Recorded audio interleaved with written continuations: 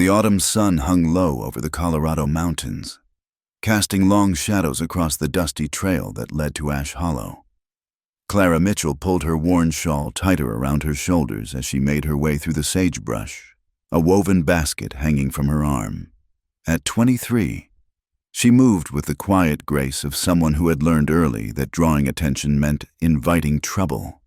The townspeople called her many things: herb woman, spinster, witch. Some whispered worse names when they thought she couldn't hear, though Clara's ears had grown sharp from years of listening for danger.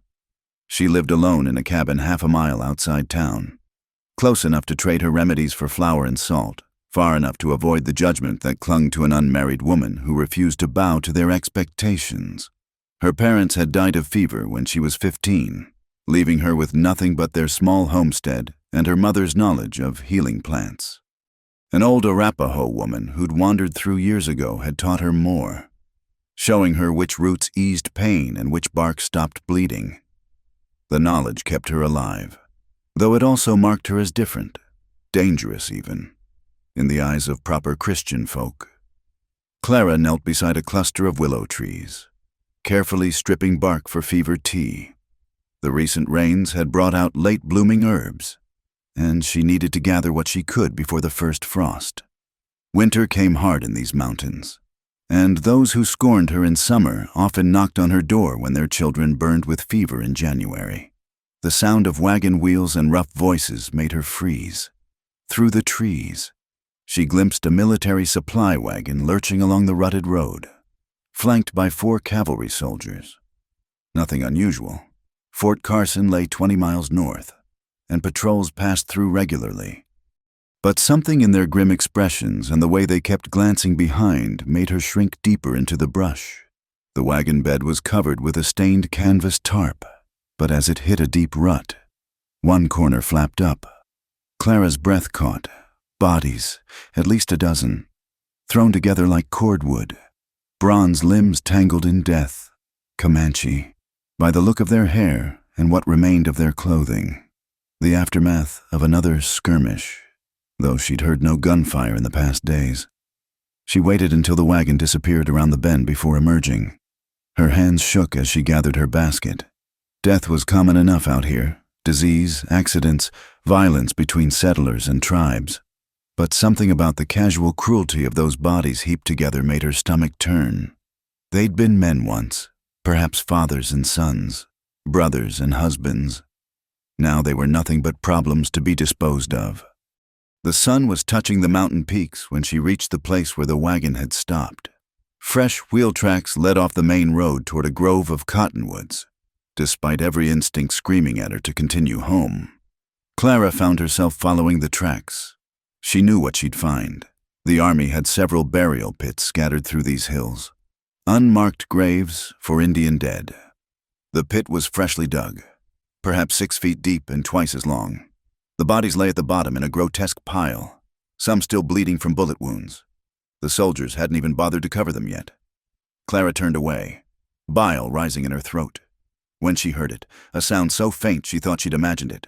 A moan, barely human, more like the whimper of a wounded animal. She stood frozen, listening. There, again, coming from the pit. Every rational thought told her to leave. Getting involved with Indian troubles meant risking her own neck. The townspeople barely tolerated her as it was.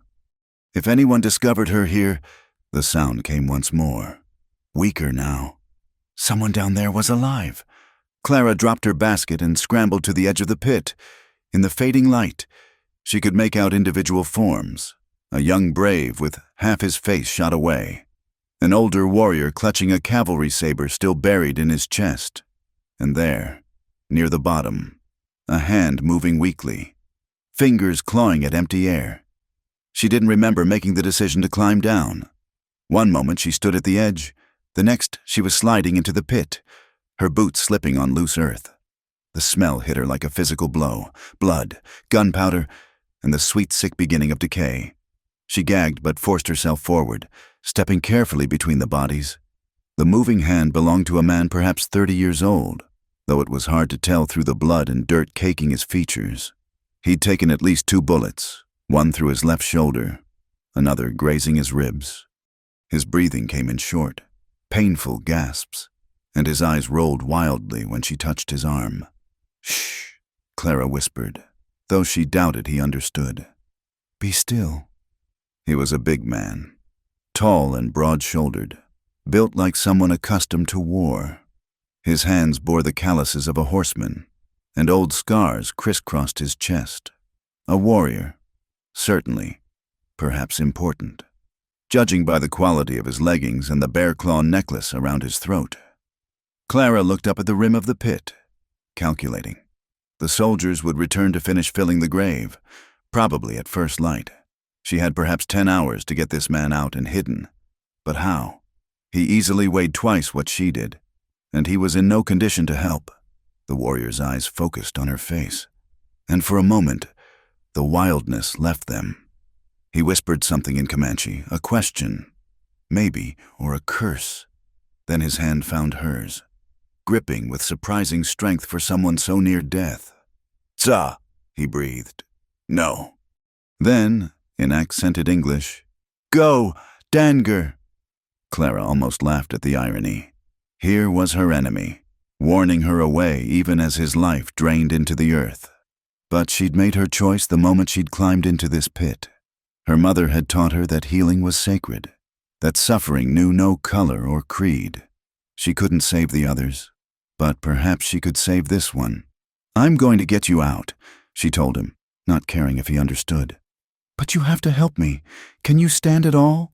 The next hour became a blur of desperate effort, using her shawl as a makeshift rope. Clara managed to help the warrior crawl partway up the pit wall before his strength gave out. She climbed up herself, then lay flat on her belly, hauling on the shawl while he used his one good arm to pull himself higher. 3 times he slipped back, and she thought they'd both tumble into that mass grave. But finally, impossibly, he collapsed onto solid ground. Full dark had fallen. Clara retrieved her basket, then somehow got the warrior to his feet. He leaned heavily on her, his blood soaking through her dress. Every step was agony for him. She could feel it in the way his body tensed and shuddered, but he made no sound beyond labored breathing. Her cabin sat in a hollow between 2 hills, invisible from the main road. Clara had chosen the spot deliberately when she'd moved out of her parents' larger homestead, wanting privacy for her work. Now she thanked God for that isolation as she half-carried, half-dragged the wounded man through her door. She lit a lamp with shaking fingers, then looked properly at what she'd brought into her home. In the yellow light, the warrior appeared even more battered. Beyond the bullet wounds, bruises covered his ribs, and a deep gash ran along his jaw. His eyes had closed, and for a terrifying moment, she thought he'd died. But no, his chest still rose and fell. Clara had tended plenty of wounds in her years of healing, but never like this. Never with the knowledge that discovery meant her own death. The townspeople might overlook her strange ways, but harboring an Indian, especially a wounded brave who'd clearly been in battle with soldiers, that was beyond forgiveness. Yet here he was, bleeding on her floor, depending on her skills to keep him alive. Clara took a deep breath and reached for her medical supplies. She had work to do. The bullets had to come out first. She heated her knife in the fire, then cut away what remained of his shirt. The shoulder wound was bad but clean. The ball had passed through. The rib wound worried her more. The bullet had lodged against bone, and every breath made it shift. The warrior came awake when she began probing the wound, his body going rigid with pain, his eyes fixed on her face, dark and unreadable. She expected him to fight, to lash out, but he remained still, jaw clenched so tight she feared he'd crack his teeth. "I'm sorry," she whispered, working as quickly as she could. "I know it hurts." Blood welled around her fingers as she found the bullet, lodged deep in muscle. The warrior made a sound, not quite a scream, more like the growl of a wounded bear. His hand shot out and gripped her wrist, not to stop her but to anchor himself. When she finally extracted the lead ball and dropped it into a basin, He was trembling like a leaf in a storm. Sweat beaded his forehead despite the cabin's chill. Clara worked quickly now, cleaning the wounds with whiskey she kept for medicine, packing them with healing herbs, binding them with strips torn from her petticoat. Only when she'd finished did she realize the profound trust he'd shown. This Comanche warrior, probably raised to see white settlers as enemies, had allowed her to cut into his flesh while he lay helpless. The weight of that trust settled on her shoulders like a stone. She covered him with her best quilt, then sat back on her heels, exhausted. Outside, wind rattled the windows. Soon snow would come, sealing the mountain passes, if he survived the night, if infection didn't set in, if the soldiers didn't come looking. Too many ifs. Clara touched the bear claw necklace at his throat, wondering who would mourn if she failed. A wife, children. She'd pulled him from a grave, but death might claim him still. All she could do now was wait and pray that her herbs in her hands were enough to hold it at bay. The warrior's fever broke on the third night. Clara had barely left his side, spooning willow bark tea between his cracked lips, changing his bandages, whispering prayers she half remembered from childhood. When his eyes finally opened, clear and focused, she nearly wept with relief. He stared at her for a long moment, then tried to sit up. The movement sent him crashing back onto the bed, gasping in pain. His hand went to his shoulder, feeling the neat bandages, then to his ribs, where the worse wound throbbed. "No move," Clara said firmly, pressing him back down. She'd picked up a few Comanche words from the old Arapaho woman years ago, but her pronunciation was terrible. "You hurt, must rest." His eyes narrowed, taking in the cabin's interior, her herb bundles hanging from the rafters, the medical supplies on the table, the rifle propped carefully by the door. When his gaze returned to her face, she saw wariness mixed with confusion. "Where?" he asked in English, his voice rough as sandpaper. "My home. Safe." She hoped that was true. "I'm Clara. Clara Mitchell." He watched her prepare a fresh poultice, suspicious of every movement. She couldn't blame him. How many of his people had died at the hands of whites? Why should he trust her? "You," he said finally, pointing at her with his good hand. Then he gestured toward himself, miming, digging. "You take out?" Clara nodded. "From the burial pit. You were still breathing." Something shifted in his expression. Surprise, perhaps, or disbelief. He muttered something in Comanche, then switched back to his limited English. Why? It was a fair question, one she'd asked herself repeatedly over the past 3 days. "Because you were alive," she said simply. That was enough. He studied her face as if searching for deception. Finally, he touched his chest. "Joseph," he said. Clara blinked. "Joseph?" A bitter smile crossed his lips. "Mission name, Whites." He made a dismissive gesture. "Want Christian name." He spoke a word in Comanche, melodic and complex. "True name." "What does it mean?" He thought for a moment, searching for words. "Red, bird, hawk, red hawk, red hawk," Clara repeated carefully. The name suited him, proud and wild, touched by blood. "Are you hungry? I have broth." He nodded, though she could see the effort it took to admit need. Clara helped him sit up, propping him against the wall. His face went gray with the movement, but he made no sound. She'd learned that about him. He hoarded his pain like a miser hoards gold, refusing to let it show. The broth was nothing fancy, just venison and wild onions, but he drank it eagerly. His hands shook so badly that Clara had to steady the cup. When he finished, she saw him fighting sleep, eyes drooping despite his vigilance. "Rest," she urged. "I'll watch." He shook his head stubbornly. "Your people, they come. No one knows you're here." She hoped that was still true. She'd ventured into town yesterday for supplies, enduring the usual stares and whispers, but no one had mentioned missing Indians or disturbed graves. "Soldiers. Gone. Moved on to Fort Carson." She touched his forehead, checking for returning fever. "Sleep. You're safe." He caught her hand, his calloused fingers gentle despite their strength. For a moment, they stayed frozen like that, her pale hand engulfed in his darker one. Then he released her and closed his eyes, though she doubted he truly slept. The next days fell into a rhythm. Clara tended her patient, watched for infection, forced him to drink her healing teas despite his grimaces at the bitter taste. Red Hawk, she couldn't think of him as Joseph, submitted to her ministrations with poor grace, clearly hating his helplessness. Communication remained a challenge. His English consisted mainly of trade words and curses, while her few words of Comanche were wholly inadequate.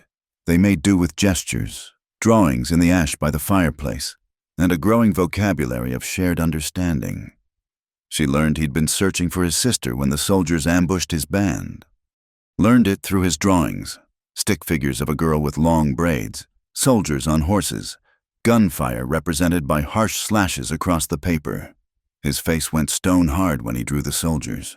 And Clara didn't ask what had become of the girl. In turn, she tried to explain her own isolation, drew her parents, then crossed them out, drew herself alone in the cabin, gathering herbs. He seemed to understand, nodding slowly. "No husband?" he asked once, gesturing at the cabin's obvious signs of solitary living. Clara felt heat rise in her cheeks. "No? Why, you—" He searched for words, then made a gesture she didn't quite understand. When she frowned, he tried again. "Not ugly. Strong. Why no man?" The directness of the question startled a laugh from her. "The men here want wives who are— how to explain? Quiet, obedient. I am not those things." Red Hawk made a sound that might have been approval. "Comanche women strong, fight beside men. You would make good Comanche." It was probably the closest thing to a compliment he could offer. Clara ducked her head to hide her smile. "Thank you." But their fragile peace couldn't last. On the 7th day, Clara returned from gathering firewood to find Red Hawk attempting to stand. He'd made it halfway up before his legs gave out, sending him crashing into the table. The wound in his ribs had torn open, fresh blood seeping through the bandages. "What are you doing?" Clara cried, rushing to help him. "You'll kill yourself." "Must go," he gasped, letting her guide him back to the bed. "Bring danger. Your people find out." "They won't find out if you stay still and stop trying to leave before you're healed." She peeled back the bandage, hissing at the damage. "Now I'll have to stitch this again." He bore the restitching with his usual stoicism, though she saw his knuckles go white as he gripped the bed frame. When she finished, he caught her hand again. "You good woman," he said quietly. "I bring trouble. Should go. You can barely stand. Where would you go?" Clara packed fresh herbs against the wound. "Your people, do they know you're alive?" His face darkened. "Think dead. All dead. Soldiers." He made a cutting motion across his throat. "Then there's no rush. Stay until you're healed." She met his eyes steadily. "Please."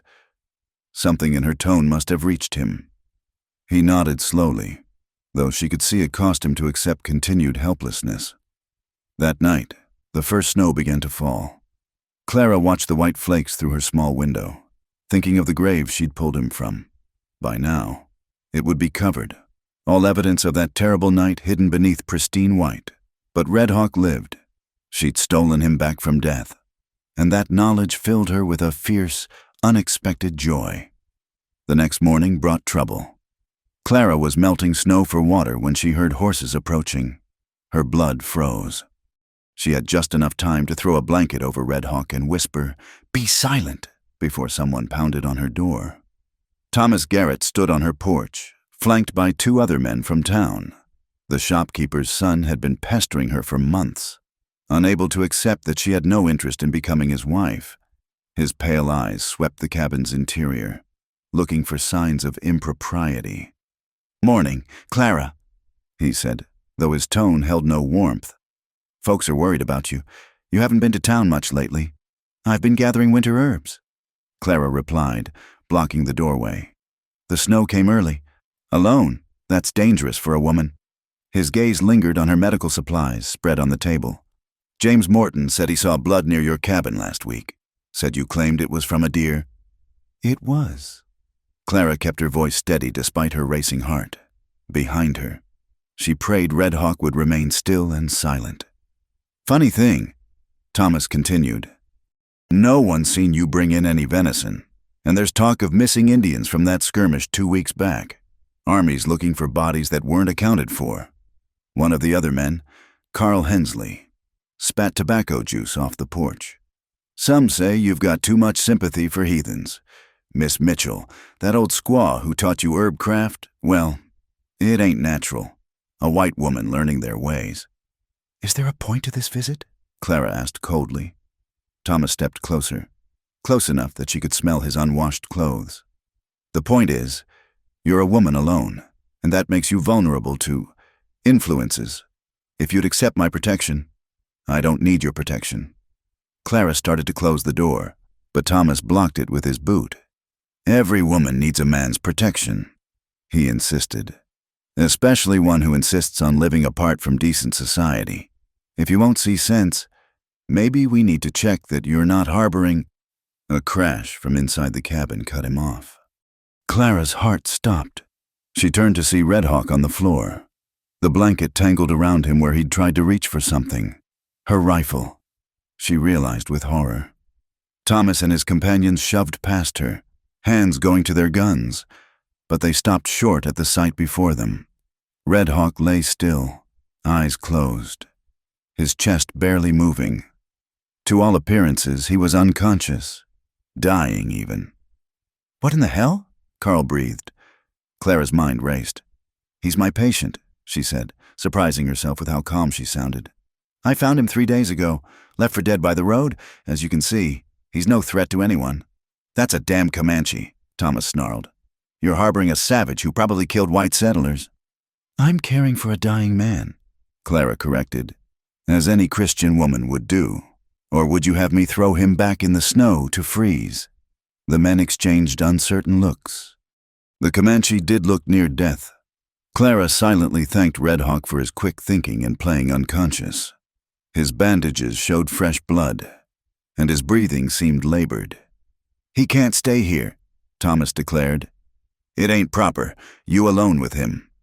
Then you'd better send the minister's wife to help nurse him. Clara shot back. I'm sure Mrs. Dalton would be happy to show Christian charity to a dying man. She knew they wouldn't. The minister's wife would faint at the very suggestion. The men knew it too. Carl shifted uncomfortably. How long until... He gestured vaguely at Red Hawk. A day, maybe 2. Clara lied. The wounds are infected. I've done what I can, but... She let the implication hang. Thomas's face twisted with frustration. He wanted to force the issue. She could see it, but even he balked at the idea of dragging a dying man into the snow. And there was something else in his expression, a crafty look that made her skin crawl. Fine, he said finally. But I'll be checking on you regular-like. Make sure there's no impropriety. And when he dies, he gets buried proper. No heathen ceremonies. They filed out. Thomas last. At the door, he turned back. This changes nothing between us. Clara, you still need a husband, and I'm still offering, and I'm still refusing. Clara said firmly. His eyes hardened. We'll see about that. After they left, Clara barred the door and sank into a chair, shaking. Red Hawk's eyes opened, alert and watchful. Thank you, she whispered. That was quick thinking. He struggled to sit up, and she saw what his fall had cost him. Fresh blood seeped through his bandages again. Those men? They come back. Yes. Clara pressed her hands to her face. I've put us both in danger. No. His voice was firm. You saved life. Honor debt. He touched his chest, then gestured to her. I protect you now.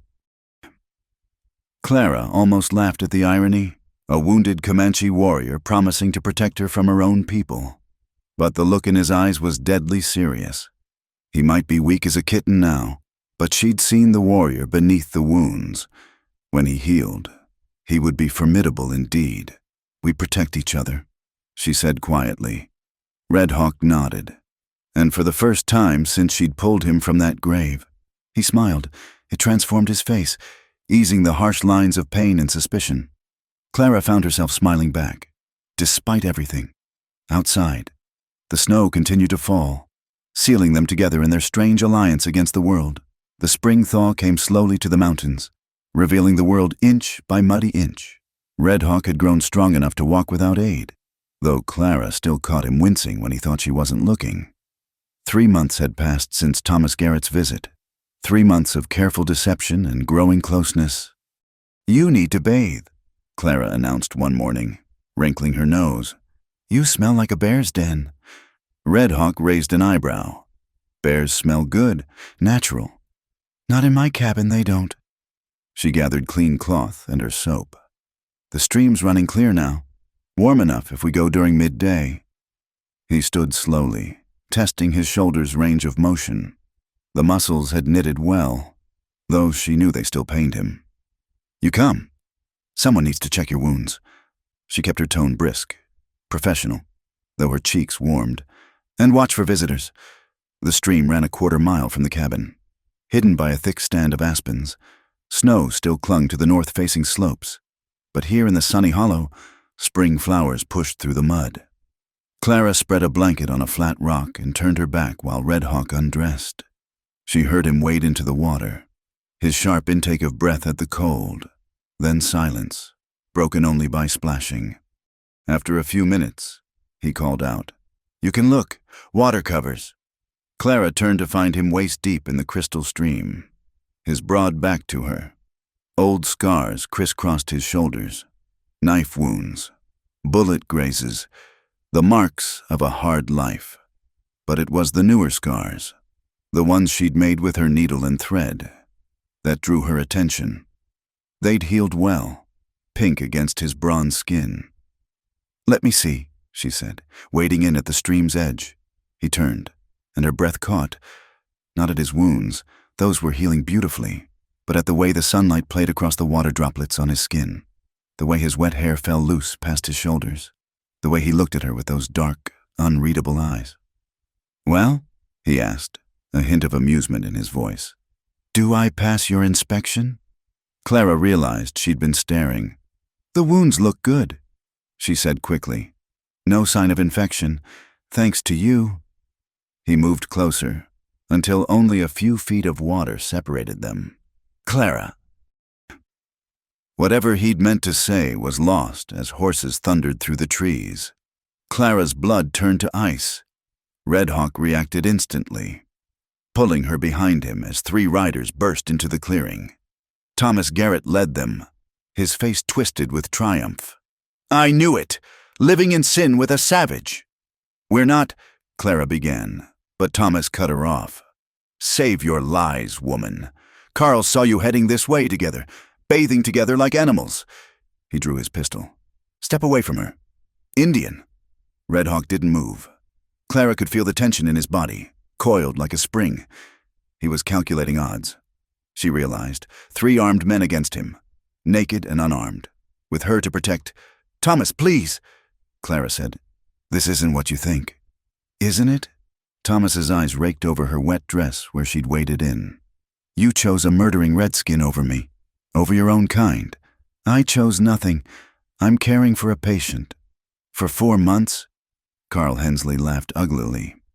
"That's some dedicated nursing, Miss Mitchell." The third man, someone Clara didn't recognize, spoke up. "Just shoot the savage and have done. We can say he was attacking her." "No." Clara tried to step around Red Hawk, but he held her back with one arm. "You want her," Red Hawk said in his careful English. "That's what this is. You want her. She says no, so you come with guns." Thomas's face flushed. "Shut your mouth, savage. I see men like you before." Red Hawk continued calmly. "Weak men take what they cannot earn." The gun in Thomas's hand trembled. "I said shut up." "Thomas," Clara said desperately, "if you hurt him, I'll never forgive you. Never." "You think I care about your forgiveness?" Thomas's voice cracked. "You were supposed to be mine. Everyone said so. The herb woman needs a husband, needs taming, but you had to be stubborn, had to play with your plants and your Indian magic." So you'll force me? Kill him and drag me back? Clara felt Red Hawk tense as her hand found his. That's your idea of love? It's what's proper, Thomas shouted. What's right? No, Red Hawk said quietly.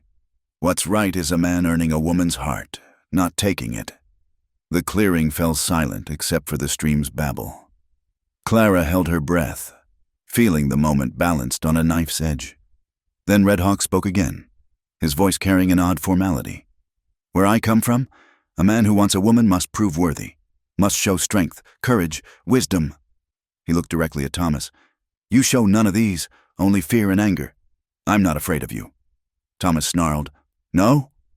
Red Hawk stepped forward, water streaming from his body. Then put down gun. Face me as men face each other. Winner decides. Clara's heart pounded. Red Hawk was still recovering, still weak, but she saw the calculation in his eyes. Better to fight one man hand to hand than face three with guns. Thomas hesitated, and Carl laughed. Don't be stupid. Tom, just shoot him. But the third man dismounted. No, the Indian's right. You want to claim the woman. Do it proper. Beat him fair. Or leave them be. Thomas's face went through several expressions before settling on rage. He handed his gun to Carl and splashed into the stream. When I'm done with you, savage, they'll throw you back in that grave where she found you. The fight was brutal and quick. Thomas had size and health on his side, but Red Hawk had a lifetime of warrior training. He took Thomas's first wild punch on his bad shoulder, grunting with pain but using the momentum to throw the bigger man into the water. They grappled in the shallows, throwing punches, each trying to drown the other.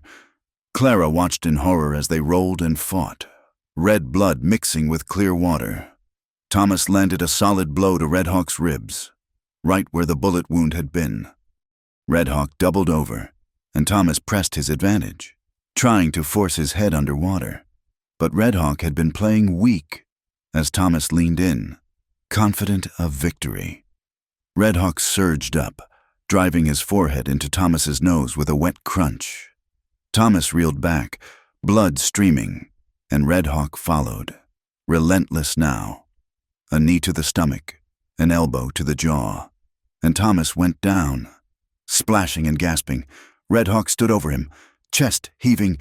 Yield! Thomas spat blood. Never! She's mine!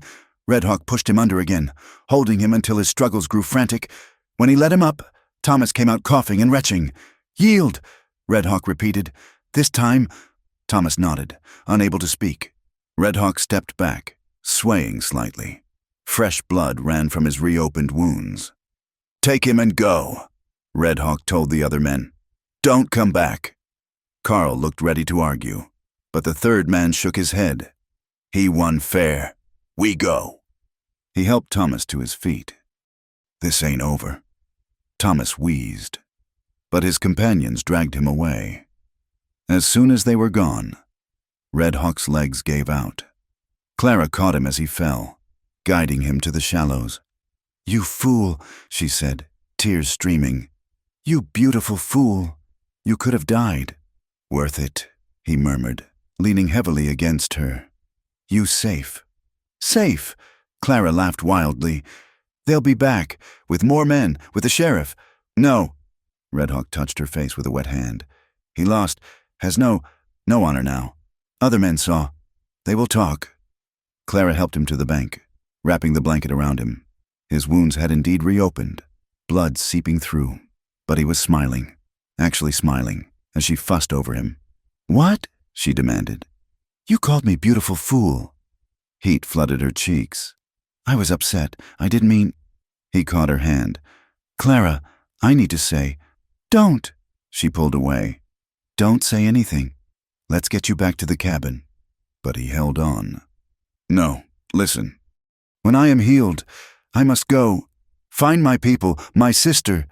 You understand? Clara's throat tightened. I understand. But I want...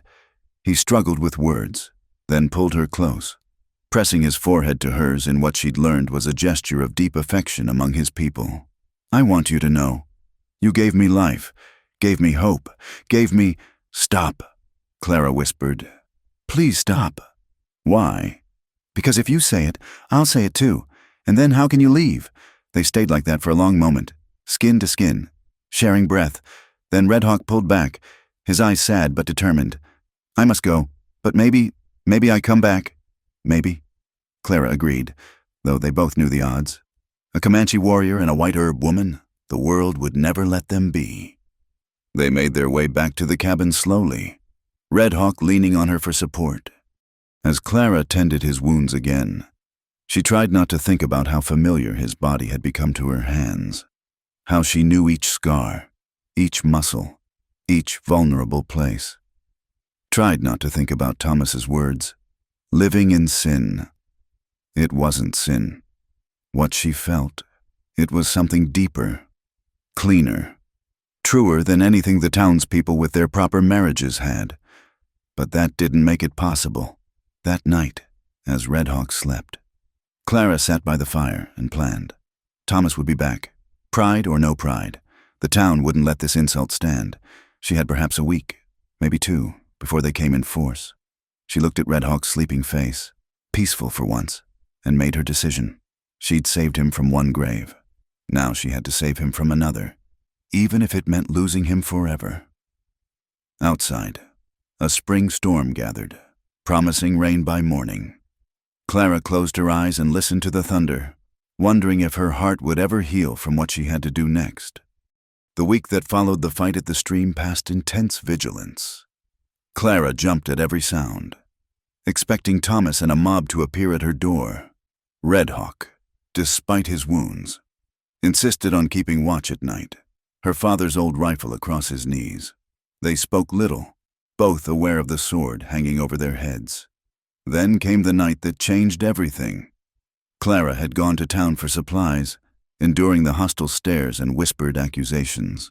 The general store owner had served her in stony silence, practically throwing her goods at her. On her way out, she'd overheard men talking in low voices about teaching the Indian lover a lesson. She'd hurried home to find Red Hawk reinforcing the cabin's door with heavy boards. He took one look at her face and knew.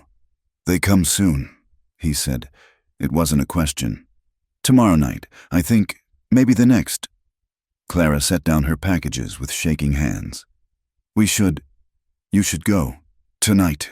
Find your people before. No. Red Hawk, please. I couldn't bear it if they... He crossed to her in 2 strides, cupping her face in his hands. I do not leave you to face them alone, and I won't watch you die for my stubbornness. The tears she'd been holding back for days finally spilled over. Don't you understand? They'll kill you, hang you, probably, make a spectacle of it, and they'll say you deserved it, that you corrupted me, that... He silenced her with a kiss. Not gentle, not careful, but desperate and fierce, as if he could pour all his feelings into this one moment. Clara's hands fisted in his shirt, pulling him closer, her tears salt between their lips. When they broke apart, both breathing hard, Red Hawk rested his forehead against hers. If I die tomorrow, I die without regret. You gave me life. Clara, these months with you, they are worth whatever comes. Don't say that. But even as she protested, she was pulling him back to her, needing his warmth, his strength, the solid reality of him against the fear that threatened to drown her. This time when he kissed her, she didn't think about tomorrow, or Thomas, or the consequences. She thought only of this moment, this man who'd become everything to her. When he pulled back to look at her, a question in his eyes, she answered by taking his hand and leading him to her bed. Clara, he said softly, are you certain? I'm certain of nothing anymore, she admitted, except that I love you, and if we only have tonight, we have more than tonight. He brushed her hair back from her face with infinite tenderness. My people believe souls that are meant to be together will find each other again, in this life or the next. Then find me again, she whispered. Promise you'll find me. He made love to her with a reverence that brought fresh tears to her eyes. Every touch was a promise, every kiss a vow.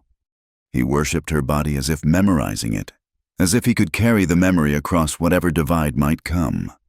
Clara had never known such tenderness existed, had never imagined that joining with a man could be both fierce and gentle, passionate and sacred.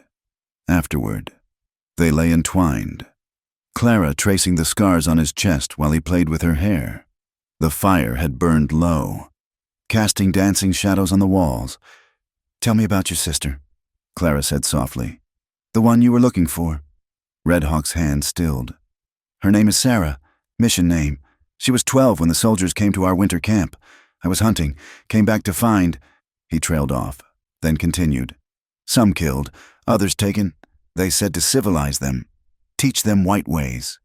Sarah was among them. I'm sorry. I searched for 2 years. Heard rumors, a school in Kansas, maybe, or Oklahoma. Places where they take Indian children, cut their hair, beat them for speaking our language." His voice hardened. "I was following a new rumor when your soldiers ambushed us." Clara lifted herself on one elbow to look at him. "You'll find her. I know you will. Perhaps, if she still lives, if she remembers who she is." He touched Clara's face. "Come with me." The words hung in the air between them. Clara's heart leaped, then plummeted. "Red Hawk, I know it is hard life, always moving, always hiding, but my people would accept you. You have healer's hands, warrior's heart. You would be honored among us, and hunted by the army. A white woman living with Comanches, they'd never stop looking." Clara laid her head on his chest, listening to his heartbeat. "Besides, your people have suffered enough without me bringing more trouble to them. So we find another way. Go north, maybe, Canada, somewhere we can be together without—" A sound outside made them both freeze.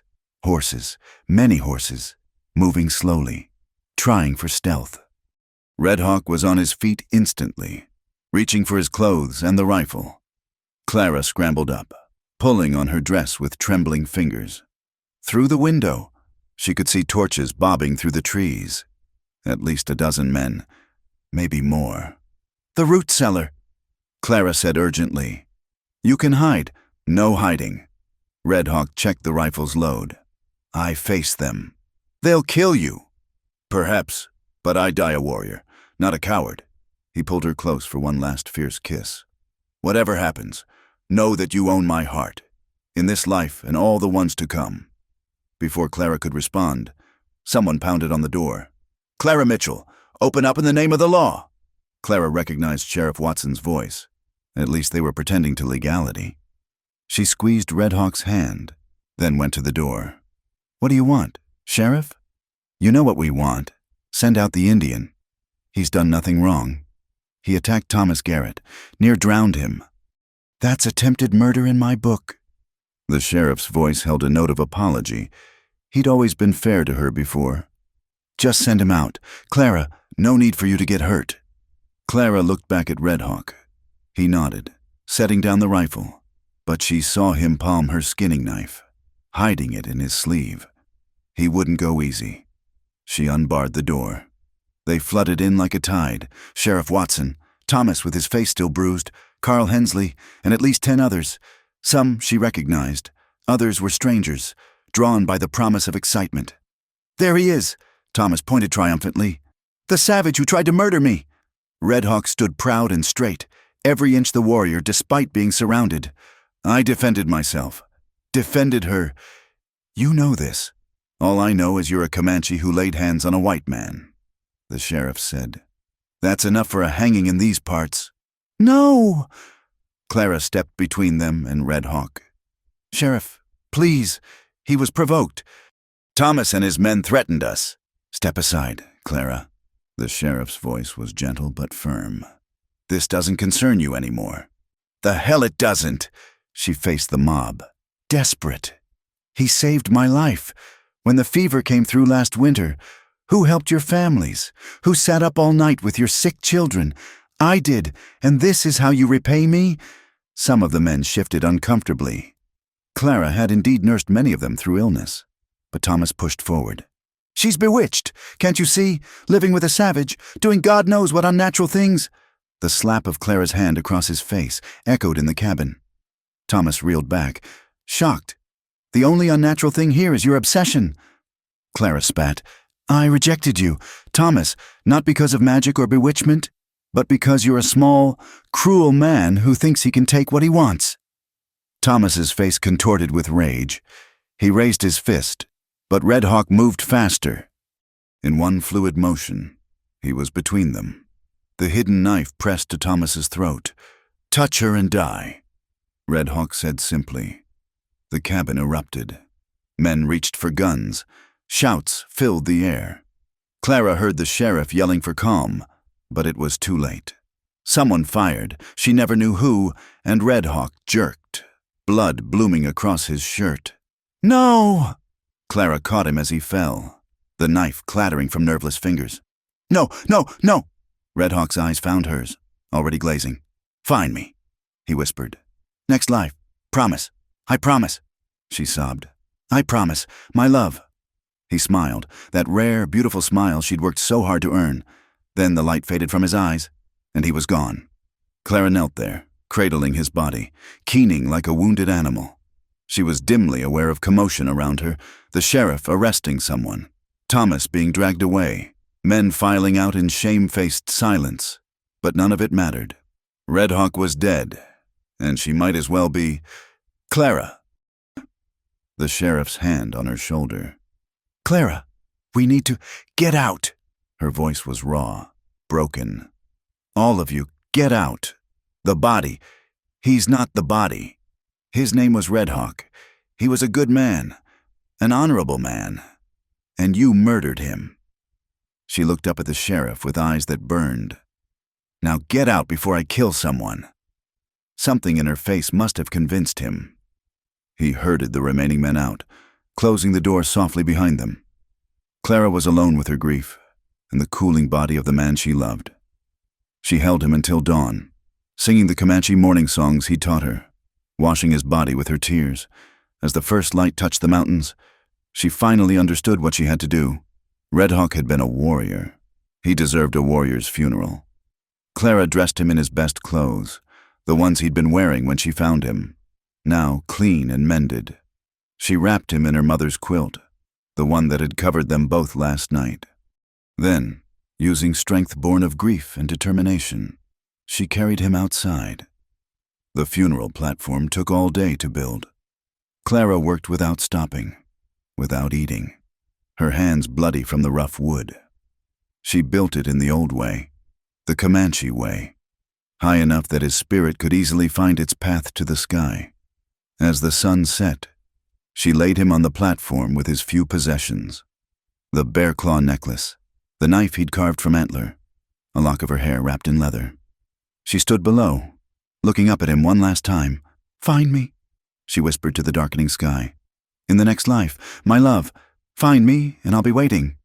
The morning after Red Hawk's death, Clara woke on the cold ground beneath the funeral platform. She'd spent the night there, unwilling to leave him alone in the darkness. Her body ached, her eyes burned from crying, but worst was the hollow emptiness where her heart used to be.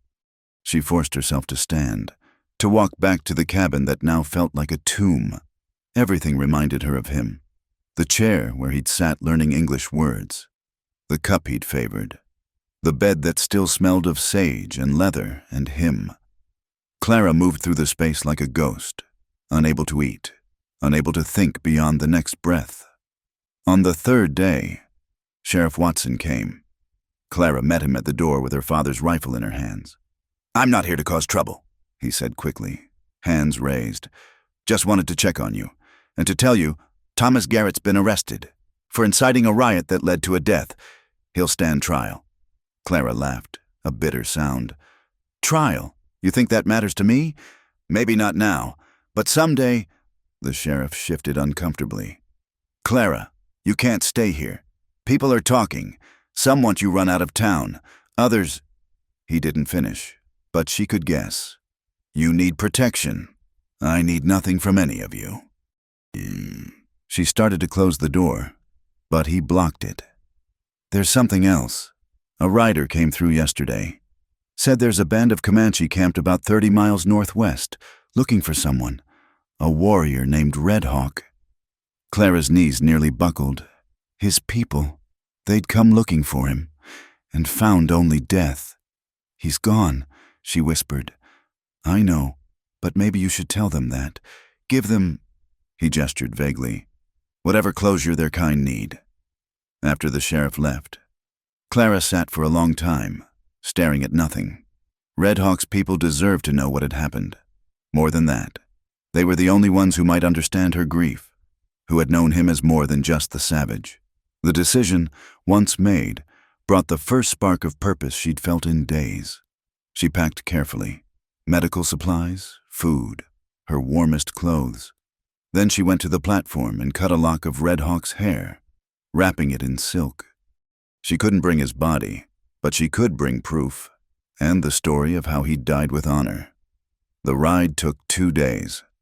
Clara had learned tracking from Red Hawk, and she found signs of the Comanche band's passage. Horse droppings, the remains of a campfire, marks on trees. As she drew closer, her fear grew. What if they blamed her for his death? What if they killed her on sight? But it didn't matter. She owed Red Hawk this much. She smelled the camp before she saw it. Smoke, horses, cooking meat. Clara dismounted and walked forward slowly, hands visible and empty. She'd gone perhaps 50 feet when warriors materialized from the brush, surrounding her with drawn bows. Clara stood still, heart pounding. Then, in careful Comanche, the few words Red Hawk had taught her, she said, "I seek Red Hawk's family. I bring news." The warriors exchanged glances. One, older with gray threading his braids, stepped forward. "You know Red Hawk?" "Yes." Clara's voice broke. "He is dead." "Killed by my people. I'm sorry. I'm so sorry." The warrior's face went stone still. He barked orders, and Clara found herself escorted into the camp. People emerged from teepees to stare, women, children, elders, all watching the white woman who claimed to know their missing warrior. They brought her to a teepee painted with red hawks in flight. The gray-haired warrior gestured for her to wait, then ducked inside. Clara heard voices, one rising in grief. Then the flap opened and a woman emerged, tall, proud, with Red Hawk's eyes and cheekbones. His mother. Clara dropped to her knees and held out the wrapped lock of hair. "I'm sorry," she whispered in English, then tried again in Comanche. "He died brave, died protecting."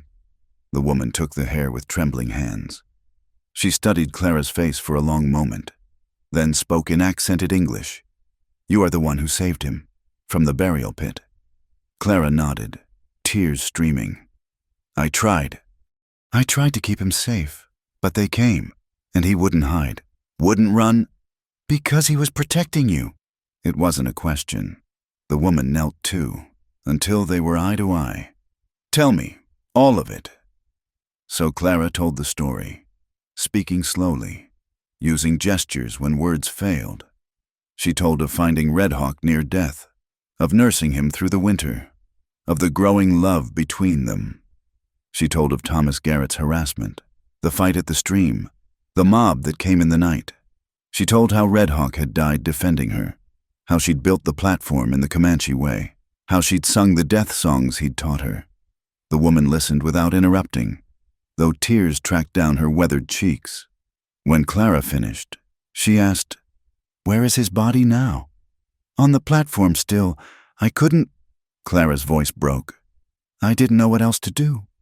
The woman nodded. "We will bring him home." She studied Clara intently.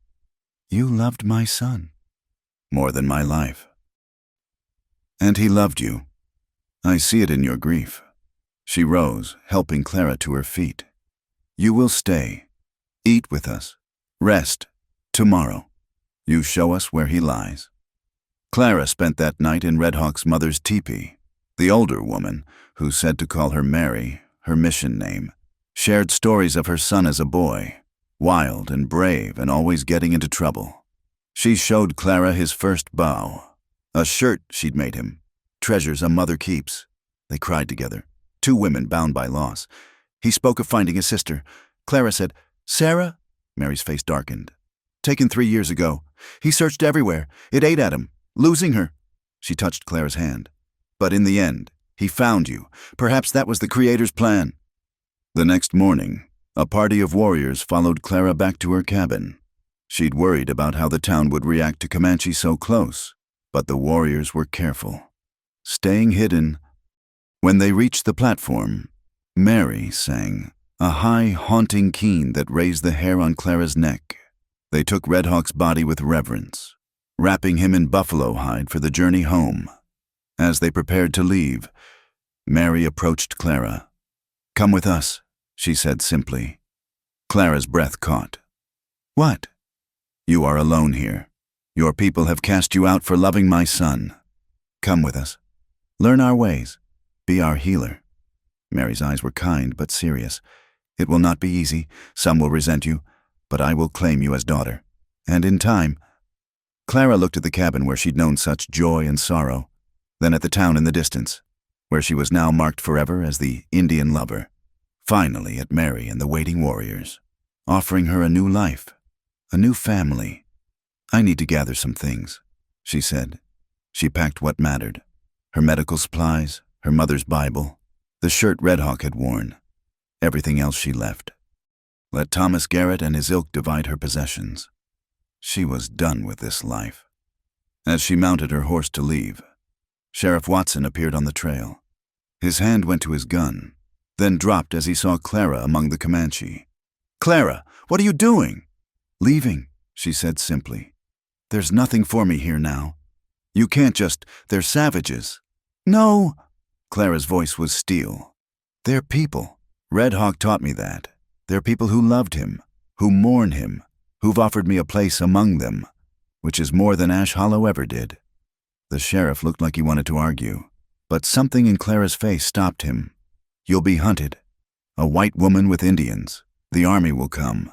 Then we'll run. We'll hide. We'll survive." Clara straightened in her saddle. "Tell Thomas Garrett he won. He wanted me gone, and I'm going.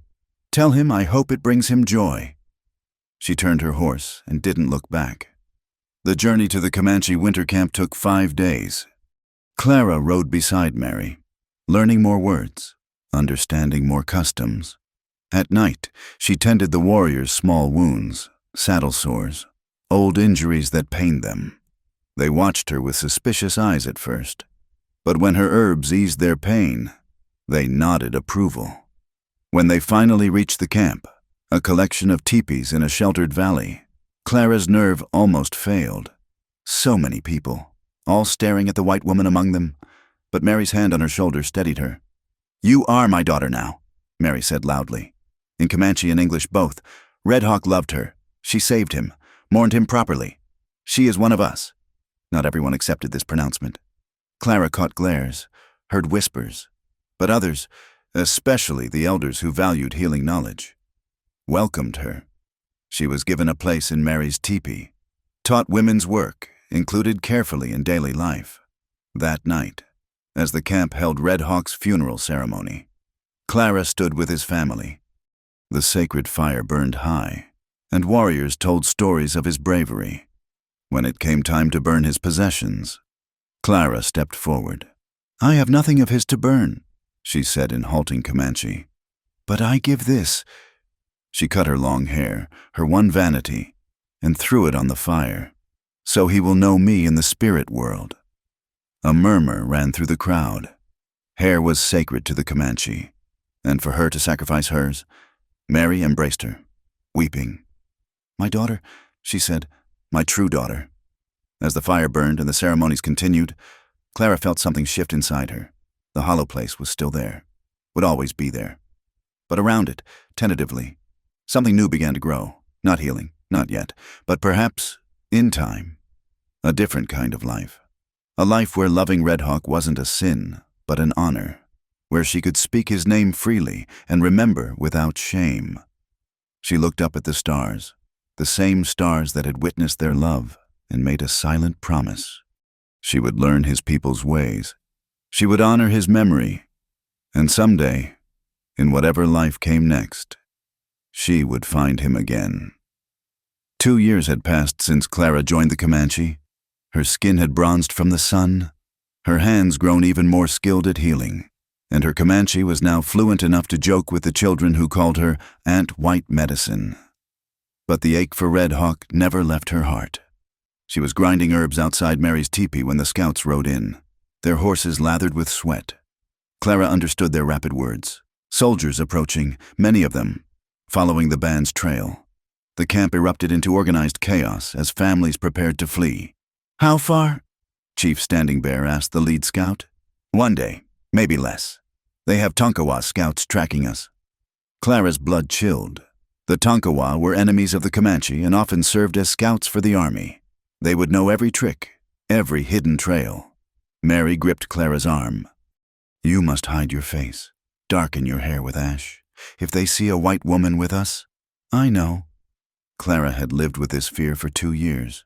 The army would rescue her whether she wanted it or not, and likely massacre the band in the process.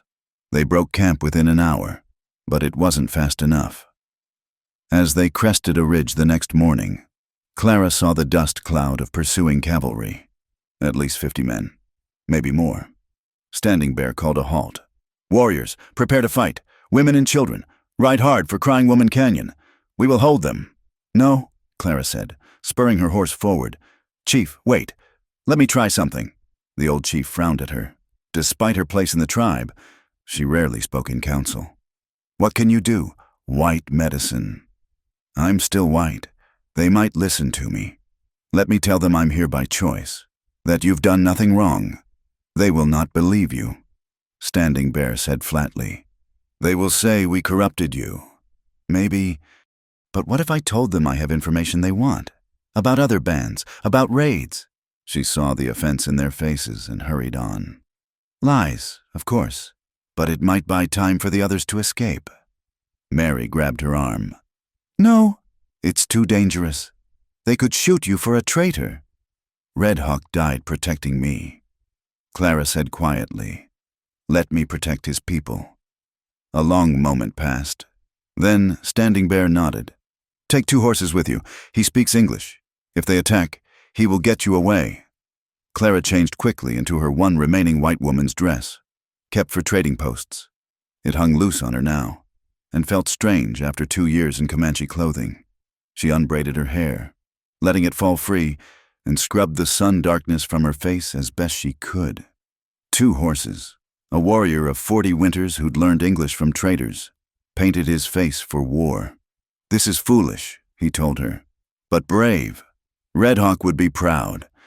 They rode down the slope together, Clara holding a white cloth high. The cavalry spotted them and formed a line, rifles ready.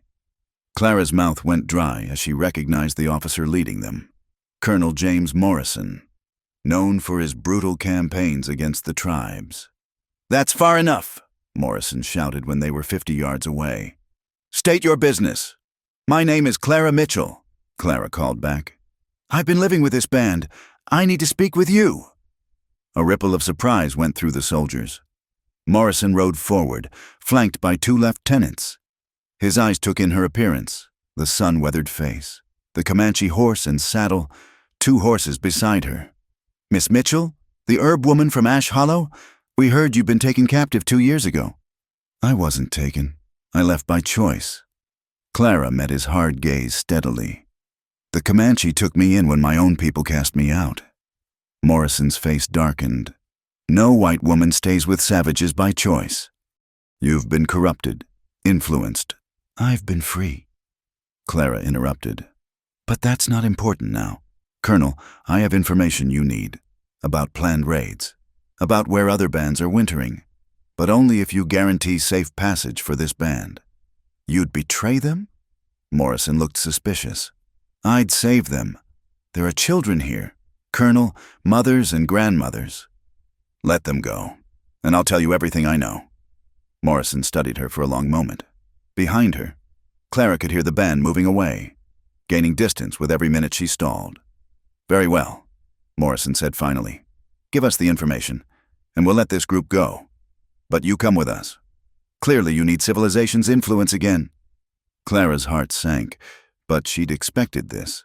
"2 horses returns to tell the chief. Then I'll come." She turned to the warrior and spoke rapidly in Comanche. telling him to get the band to safety, to tell Mary she was sorry. 2 horses nodded once, then wheeled his horse and galloped away. "Now then," Morrison said. "This information?" Clara spun her web of lies carefully, sending them after phantom raiders always one step ahead, describing camps that didn't exist. She watched Morrison's aide take notes, knowing that by the time they realized her deception, Standing Bear's band would be long gone. When she finished, Morrison smiled coldly. "Very helpful. Miss Mitchell, Sergeant, take her into custody." "Custody?" Clara straightened.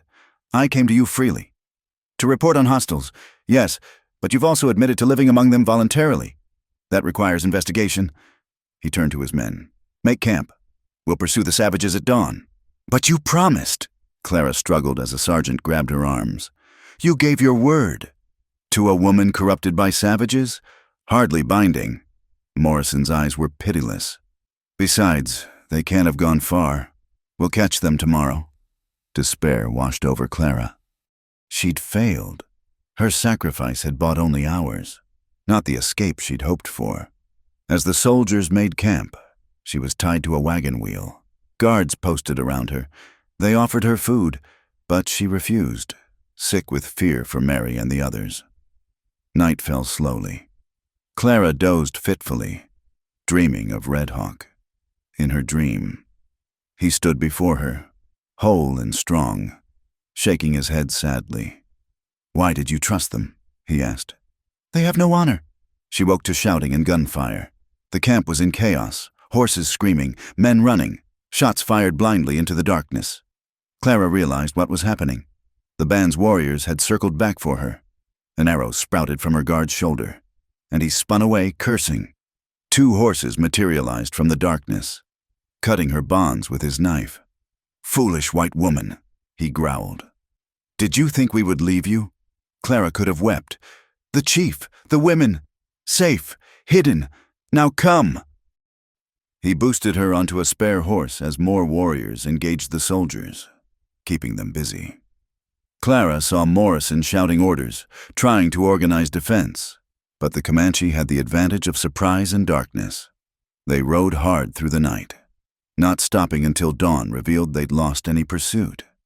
At a prearranged meeting spot, Clara found the band waiting. Mary embraced her fiercely. "Foolish girl! Brave! Foolish girl!" Standing Bear approached, his weathered face grave. "You risked much for us. White medicine. This won't be forgotten. But now the soldiers know you're with us by choice. You can never go back to the white world." "I know," Clara said. "I made my choice long ago." But their relief was short-lived. Morrison's pursuit was relentless, and he'd been reinforced. For weeks they ran, always staying barely ahead of the cavalry. The constant flight wore on everyone. Elders grew sick, children cried from hunger. Horses went lame. Then came terrible news. Other bands reported that the army was arresting any white women found near Indian camps, claiming they were rescuing captives. Clara's presence had become a danger to any band that sheltered them. She made her decision on a cold spring morning. While the band slept, she saddled her horse and prepared to leave. She would go far away, maybe California, where no one knew her story. It was the only way to keep Red Hawk's people safe, but Mary caught her. The older woman said nothing, just held her while Clara sobbed out her plan. "Running won't help," Mary said finally. "They'll hunt us whether you're here or not. That's their way." She pulled back to look at Clara's face. "But there's another way, a hard way." "What?" "My cousin married a Mexican trader years ago. Lives now below the border, in Chihuahua. Mexico doesn't return captives to America. If we could get there." Hope flickered in Clara's chest. "Would they take us in?" "Perhaps. It's far and dangerous, but better than running forever." Mary smiled sadly. "Red Hawk always said he'd take you somewhere safe. Let us finish what he started." The decision made, Standing Bear gathered the band. Not everyone would go. Some chose to stay and fight, others to seek refuge with Eastern relatives. But 30 souls, including Clara and Mary, would attempt the journey south. They left that night, turning their backs on ancestral lands, carrying only what they must. Clara rode beside Mary, two women bound by love and loss, seeking safety in an uncertain world. As they traveled south, Clara touched the medicine bag at her throat, holding a lock of Red Hawk's hair, and whispered, "We're going somewhere they can't hurt us, my love, somewhere we can live in peace, as you wanted." Behind them, smoke signals rose as other bands spread the word. The white medicine woman and her Comanche family sought sanctuary. Some would try to stop them, others to help. But Clara rode on, determined to find the freedom Red Hawk had died defending. The journey would be long and perilous, but she'd learned that home wasn't a place. It was the people who claimed you, the love that bound you, the promises that endured beyond death. As the first light touched the mountains behind them, Mary began to sing, a traveling song, asking the spirits for protection. Clara joined in, her voice blending with her Comanche mother's. Two women singing their way toward hope. The journey to Mexico tested them all. For 3 months they traveled, dodging army patrols, trading with Mexican villagers, surviving on desert rats and prickly pear when game grew scarce. Clara's medical skills proved invaluable when fever struck the children and when 2 horses took an arrow from hostile Apaches who didn't distinguish between tribal enemies. They crossed the Rio Grande on a moonless night in July, the water low but treacherous. Clara helped the elders across, her dress soaked and heavy, memories of another river crossing with Red Hawk bringing tears to her eyes. But they made it, all 30 souls stepping onto Mexican soil as free people. Mary's cousin, Elena Vasquez, lived on a small ranch outside Casas Grandes. She'd married her Mexican trader 20 years ago, adapting to a new life while maintaining her Comanche ways. When the bedraggled band appeared at her gates, she wept with joy and sorrow, joy at seeing family, sorrow at what had driven them so far from home. "You can stay," Elena told them in a mix of Comanche and Spanish. "My husband has land, and we need hands for the cattle. But you must learn Spanish, follow Mexican law, and you." She looked at Clara. "Your presence complicates things." Clara understood. A white American woman living with Comanche in Mexico would draw attention, questions. "I'll say I'm your relative by marriage," she offered. "A widow." It's true enough. The band settled into their new life slowly. The warriors struggled most, used to raiding and hunting, not tending cattle, but the women adapted quickly. And Clara found her skills welcomed by the local villagers who had no doctor. Within months, people came from miles away seeking the white curandera who knew both native and American medicine. One day, 18 months after their arrival, a familiar face appeared at Clara's door. Sheriff Watson stood there, older and travel-worn, his badge long discarded. Clara's hand went to the knife at her belt. "How did you find me?" "Wasn't looking for you specifically," Watson said, hands raised peacefully. "I left Ash Hollow myself last year. Town went bad after what happened? Thomas Garrett killed a man in a drunken rage. Got hanged for it. The place tore itself apart with feuds and hatred. I came south looking for a new start. Heard about an American woman healing folks down here." They stood frozen, past and present colliding. Then Watson said, "I'm sorry, Clara, for what happened to your man. It wasn't right." "No," Clara said quietly. "It wasn't. I heard the army's still looking for you. Some captain named Morrison has made it personal, says you betrayed your race." Watson shifted uncomfortably. "I won't tell anyone. Just wanted you to know. Be careful. Mexico's got treaties with the UN, and now they might send you back if pressed." After he left, Clara told Standing Bear and the council. They discussed moving deeper into Mexico, but Elena's husband counseled patience. "You're protected here.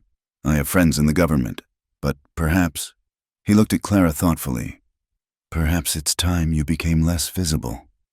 That night, Clara made another hard choice. She would marry, not for love, but for protection. A Mexican citizen couldn't be extradited so easily. Elena knew a widower, Don Alejandro Reyes, a respected rancher who needed a wife to help raise his 3 children. He was kind, Elena assured her, and would understand the arrangement's nature. Clara met with Don Alejandro the next week. He was perhaps 45, with silver threading his black hair and sad eyes that spoke of loss. His wife had died of fever 2 years ago, leaving him with children aged 6 to 12. "I know who you are," he said simply in accented English. "What you are?" Elena explained. "I don't need love. Senora, I had that with my Maria, but my children need a mother, and you need protection. Perhaps we can help each other." It was a business arrangement, but an honest one. Clara found herself respecting this quiet man who spoke gently to his horses and read to his children each night. They married in a small ceremony. Clara, wearing Maria's wedding dress, altered to fit. Mary stood as her witness, tears streaming down her face, whether from joy or sorrow. Clara couldn't tell. The children warmed to her slowly. Rosa, the eldest at 12, resisted longest. But when Clara eased her monthly pains with herbal tea and taught her English, she thawed. The boys, Miguel and little Carlos, won over more easily, especially when Clara told them stories of the Comanche, carefully edited for young ears. For 3 years, Clara lived this dual life. Days, she was Doña Clara Reyes, respectable wife and stepmother. But in the evenings, she visited the Comanche camp, helping Mary with medicines, teaching the children to read Spanish and English, keeping their traditions alive in a foreign land. Don Alejandro never questioned these visits. "Family is family," he said simply. "Blood or chosen, it makes no difference." Then came the night that changed everything again. Clara was returning from the Comanche camp when she saw riders approaching the hacienda, American riders, their uniforms unmistakable even in moonlight. Morrison had found her. She slipped in the back way, finding Alejandro waiting. "They came an hour ago," he said calmly, "demanding to know if we harbor a white woman kidnapped by savages. I told them my wife is Mexican, born in Sonora. They didn't believe me." "I'll run," Clara said immediately. "I won't bring trouble to you and the children." "No," Alejandro's voice was firm. "You're my wife under law. They have no authority here. But Clara," he touched her face gently, the first intimate gesture he'd made since their wedding. "Perhaps it's time to stop running. Face them. Tell your truth." At dawn, Clara dressed carefully in her finest Mexican dress, her hair braided in the local style. She walked out to meet Morrison, flanked by Alejandro and his vaqueros. The colonel had aged poorly, his face gaunt with obsession. "Clara Mitchell," he said triumphantly. "At last." "Clara Reyes," she corrected. "Wife of Don Alejandro, citizen of Mexico. You have no authority here." "Colonel, you're an American citizen kidnapped by hostiles. I have every authority to rescue you. I was never kidnapped. I chose to leave. I chose to live among the Comanche. And now I choose to live here with my husband." She stood straighter. "Why does my freedom threaten you so much?" Morrison's face purpled. "You're a traitor to your race, living with savages, bearing their half-breed children." "I bore no children to the Comanche," Clara said quietly, the old pain flickering. "Though I would have been proud to bear Red Hawk's child. He was a better man than any in Ash Hollow. Better than you. Sergeant, arrest this woman." The American soldiers started forward, but Alejandro's vaqueros raised their rifles. "You are on Mexican soil," Alejandro said coldly, "attempting to kidnap a Mexican citizen. I suggest you leave before I summon the authorities." A tense moment stretched. Then Morrison smiled cruelly. "Very well, but this isn't over. Treaties are being signed. Agreements made. One day, Senora Reyes, you'll face American justice." They left, but Clara knew they'd be back. That night, she found Alejandro in his study. "I should go. You and the children don't deserve this trouble." "My children love you," he said simply. "As do I, in my way. You brought life back to this house. Clara, we won't let them take you. And if they come with legal papers, treaties—" Alejandro was quiet for a moment. "Then, there's something I haven't told you. My grandmother was Yaqui, indigenous. Like your Comanche family, I understand better than you know what it means to be caught between worlds. He took her hands. We'll protect you, Clara. All of us. Mexican law, Comanche warriors, my vaqueros. You're not alone anymore. Clara wept then, for the first time in years. Wept for Red Hawk, for the life they'd never have, for the constant fear and running, but also for this unexpected grace, this man who offered protection without possession, these children who called her mama, this patchwork family built from loss and necessity and slowly growing affection. There's a place, Alejandro continued, deeper in Mexico, Oaxaca. My cousin has land there, far from borders and treaties. The Comanche could settle there, truly safe, and we could start fresh, without looking over our shoulders. Clara thought of Mary, growing older, deserving peace, of 2 horses' children, born in flight, needing stability, of her own tired heart, ready to stop running. When? She asked. Soon. Let me make arrangements. A few months. Perhaps. He squeezed her hands. You saved Red Hawk from one grave. Clara, let us save you from another, the grave of perpetual flight. That night, Clara stood on the hacienda's roof, looking at the stars. Somewhere, she believed, Red Hawk watched. I'm trying, she whispered.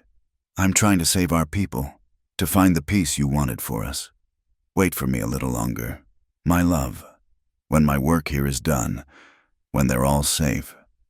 Then I'll be ready to find you again. A shooting star blazed across the sky, a warrior's soul traveling. The Comanche believed. Clara took it as a sign. The journey wasn't over, might never truly be over, but she was no longer alone, no longer helpless. She had become what Red Hawk saw in her from the beginning, a bridge between worlds, a healer of more than bodies, a woman who chose her own path despite all who would cage her. Tomorrow would bring new challenges. Morrison wouldn't give up easily. The Comanche would need convincing to move again. The children would have to leave the only home they remembered. But tonight, Clara stood under the vast Mexican sky and felt, for the first time in years, something like hope. The wind carried the scent of sage from the desert, and for a moment, she could almost feel Red Hawk beside her, his hand in hers, his voice whisper soft. Be strong, my warrior woman. Our story isn't finished yet. The move to Oaxaca took 6 months to organize. Alejandro sold portions of his ranch, keeping only the best breeding stock to start anew, the Comanche, now numbering only 25 after some chose to return north. Prepared with a mixture of hope and sorrow, this would be their final journey, their last chance at peace. Clara stood in the small cemetery where Alejandro's first wife lay buried. She'd brought Maria flowers every week for 4 years, speaking to her of the children, seeking blessing for her strange role in this family. We're leaving, she whispered to the stone. I'll take care of them, I promise. Thank you for lending them to me. Rosa, now 16 and beautiful, found her there. Papa says we leave tomorrow. Yes, mi hija. Are you ready? Rosa was quiet for a moment. Will you tell me about him? Red Hawk, you've never really spoken of him. Not fully. Clara's breath caught. In 4 years of marriage to Alejandro, she'd kept Red Hawk locked in her heart, too precious to share. But looking at Rosa, this girl she'd raised, who deserved truth, she nodded. They sat among the graves as Clara spoke of finding a dying warrior, of love that transcended language and culture, of loss that never fully healed. Rosa wept with her, understanding with a young woman's heart what Clara had sacrificed. Papa knows? Yes, your father is a remarkable man. He loves you, Rosa said simply, differently than he loved Mama. But truly, do you love him? Clara considered. I love his kindness, his children, the safety he's given me. It's not the fire I had with Red Hawk, but it's warm and steady and good. There are many kinds of love. Rosa, all have value. The journey south was long but peaceful. They traveled as a merchant caravan, the Comanche dressed as Mexican workers, Clara's fair skin hidden under broad hats and shawls, at night around carefully concealed fires. Mary told the old stories to the children, keeping their heritage alive. 2 months into the journey, they stopped at a mission to rest and resupply. Clara was tending a child's fever when commotion erupted outside. Her heart sank as American uniforms appeared. Not Morrison this time, but a younger captain with papers. "The treaty's been signed," Captain Brooks announced. "Any American citizens held against their will must be returned. We have reports of a white woman traveling with this group." Alejandro stepped forward. "My wife is Mexican. Captain, here are our marriage documents, properly sealed." Brooks examined them, frowning. "These could be forged. I'll need to interview the woman myself." Clara emerged, back straight, speaking Spanish. "I am Clara Reyes, sir. How may I help you?" The captain studied her, the sun-darkened skin, the Mexican dress, the children clinging to her skirts calling her mama. "You're American. I can hear it in your accent." "I was born in America," Clara admitted, switching to English. "But I chose Mexico, chose this family, chose freedom." "Is choice so hard for your government to understand?" "If you're being coerced—" "Captain," Clara interrupted, "I've been rescued by men like you my whole life. Rescued from my healing work because it wasn't proper. Rescued from the Comanche who showed me more honor than my own people. Now you want to rescue me from my husband and children." She gestured to the mixed group. Mexican, Comanche, American. "Look around you. This is my family, all of them. If that threatens you, ask yourself why." Brooks shifted uncomfortably. Unlike Morrison, he seemed genuinely concerned rather than obsessed. "Ma'am, I have orders." "Your orders are to return captives," Alejandro interjected. "My wife is no captive, unless American law now forbids its citizens from marrying foreigners." A long silence.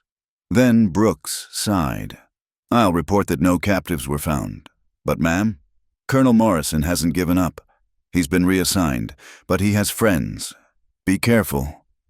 After he left, Clara sagged against Alejandro. "It will never end. Will it?" "Perhaps not." He agreed. "But we'll face it together." They reached Oaxaca in September, 5 months after leaving. Alejandro's cousin, Don Felipe, had prepared well. The hacienda sat in a valley surrounded by mountains, isolated but fertile. Small houses awaited the Comanche, with land for gardens and horses. It wasn't the plains they'd roamed, but it was theirs, standing bare, now ancient but still proud. Surveyed their new home. "It will do," he pronounced. "We will make it Comanche land." The first year was hard. Crops had to be planted, relationships built with local tribes, new ways learned. Clara divided her time between teaching at the mission school Alejandro established and maintaining her healing practice. The Comanche children learned alongside Mexican and indigenous ones, all equal in the classroom. Mary grew frail that winter. Clara tended her constantly, but they both knew time was short. On her last night, Mary gripped Clara's hand. "I go to see my son," she whispered. "Tell him you kept your promise. His people live. They remember. Tell him I love him." Clara wept. "Tell him I'm trying to be the woman he believed I was." "You already are." Mary touched Clara's face. "My daughter, my true daughter. She died at dawn. Clara and 2 horses singing her to the spirit world. They burned her belongings in the Comanche way." And Clara felt another link to Red Hawk slip away. But life continued. Rosa married a good man from the valley. Miguel joined the priesthood, finding his calling in serving others. Little Carlos grew tall and strong, splitting his time between vaquero work and learning healing from Clara. 5 more years passed. Clara was teaching when a rider approached, a young woman on a Comanche pony, her face weathered but familiar. Something in her eyes, the way she held herself. "Sarah?" Clara breathed. Red Hawk's sister, now grown, slid from her horse. "Aunt Clara, is it really you?" The reunion was tearful. Sarah had escaped the boarding school, spent years searching for her people, hearing rumors of Comanche in Mexico. She'd risked everything to find them. "My brother?" she asked hopefully. Clara's face told the story. That night, she shared everything. Red Hawk's survival, their love, his death protecting her. Sarah wept in her arms. Two women bound by loss and love. Sarah stayed, becoming the daughter Clara never had. She married one of the younger warriors, bore children who would know their heritage freely. The settlement grew, welcoming other displaced natives, becoming a haven for those between worlds. On Clara's 60th birthday, Alejandro, now gray but still gentle, found her on the hill overlooking their valley. Their extended family celebrated below. Comanche, Mexican, American, all united. "Any regrets?" he asked. Clara considered. "I wish Red Hawk could see this. What grew from his sacrifice? Perhaps he does." Alejandro took her weathered hand. "You built something beautiful here, Clara, a place where love matters more than blood, where choice matters more than law." "We built it," she corrected. "All of us." That night, Clara dreamed of Red Hawk for the first time in years. He stood young and whole, smiling that rare smile. "You did it," he said simply. "You saved them." "I miss you," she told him. "Every day." "I know, but look what you've done with that love. Look what grew from our season together." He gestured to the sleeping settlement. "This is our child, Clara. This place where all can be free." She woke with tears on her cheeks, but peace in her heart. The grave that had brought them together had become a garden, nurturing life across cultures and years. As dawn broke over Oaxaca, Clara rose to tend her herbs. Sarah joined her, heavily pregnant with her second child. They worked in companionable silence, hands in the earth, creating medicine from growing things. "Will you tell this baby about him?" Sarah asked. "About my brother?" "Every story," Clara promised. "How he was brave and gentle, how he saw past skin to soul, how he loved fiercely and died with honor. And about you, the woman who pulled him from death and loved him back to life." Clara smiled, thinking of all the lives she'd touched, all the bridges she'd built. "That's your story to tell, daughter of my heart. Make it a good one." The sun rose fully, blessing their valley with light. Somewhere, Clara felt Red Hawk watching, proud of the woman who'd refused to let their love die, who'd turned grief into grace, loss into legacy. She'd kept her promise. She'd found him again, not in death, but in every life she'd saved, every child she'd taught, every bridge she'd built between worlds. Their love story had ended in that cabin years ago, but their larger story, of courage, choice, and compassion, would live forever in this valley where all were welcome, all were family, all were free. Clara touched the medicine bag at her throat one last time, then turned to face the new day. There was work to do, people to heal, love to share, just as Red Hawk would have wanted, just as it was meant to be. Thank you all for joining me on this journey through Clara and Red Hawk's story. I'd love to hear where you're listening from, whether it's during your commute, by a cozy fire, or somewhere in between. Please subscribe to Wild West Campfire for more tales of love and courage from the American frontier, and share your thoughts in the comments below. Your stories and reactions make this campfire circle complete.